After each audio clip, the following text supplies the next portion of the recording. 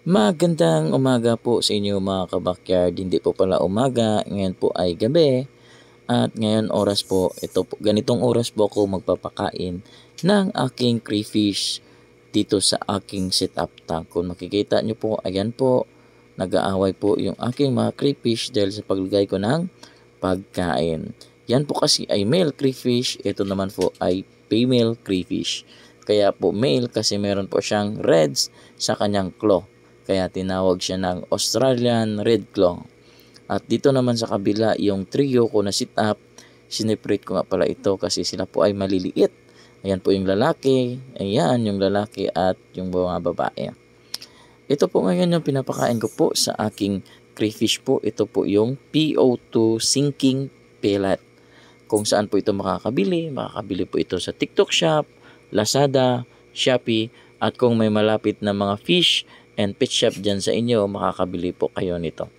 Ito po ay magandang pakain sa ating crayfish kasi po ito po ay maraming laman na mga protein. Ayan po yung aking crayfish. Nasa 3.5 inches na po yan or onward to 4 inches na po yan. Malapit na po ito ma-breed pero ngayon po ay nag-iisip pa po ako na kailangan ko pa pala magdagdag ng another breeder. So ngayon Alright guys, mga kabakyard, no? Kapapakain lang natin sa ating crayfish. Kita nyo guys sa kanina, nag-aaway pa sila dahil sa pagpapakain natin. Ngayon po, naglagay po tayo ng ito, yung mga water lily. Yan po. Yung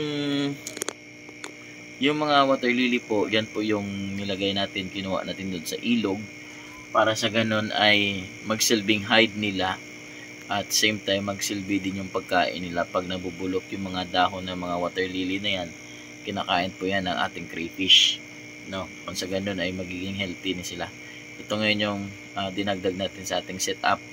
At balak ko pa nga pala magdagdag ng mga breeders kasi yung breeders ko ay kaunti pa lang. So balak ako magdagdag mga kabakyard, no? Kasi nga yung crayfish nakita ko po ay hindi po masailan katulad po ng ibang mga ornamental fish na masilan pag inalagaan. Yan po. Yung crayfish po ay hindi po masilan alagaan.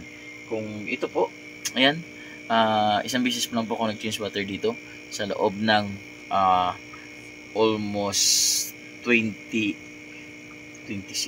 days, no? Yan, isang beses lang ako mag-change water dito sa aking crayfish pan. Okay po.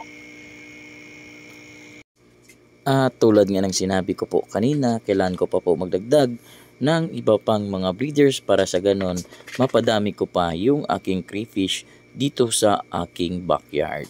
So mga ka-backyard, kung gusto nyo pong mag-alaga ng crayfish, ngayon pa lang po mag-alaga na po kayo para sa ganon po sabay-sabay tayong makapag-alaga ng